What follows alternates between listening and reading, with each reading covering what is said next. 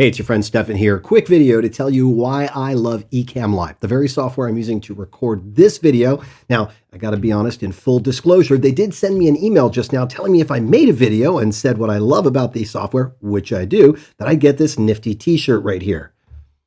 Yes, you see, I just got that email. So I'm going to make the video. What do I love about this software? Well, to begin with, the fact that I can do what I just did, multiple camera shots, nice and easy peasy.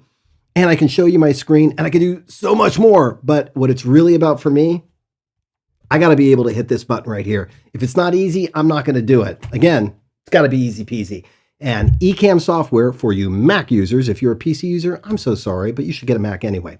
If you are making video, whether it's live stream or record it, and you just want to bump it up a notch, have it look really great, put on-screen graphics, be able to switch cameras, bring on interview guests, Ecamm Live does it all. That's why I use it. I love it. It's the easiest. Send me my t-shirt.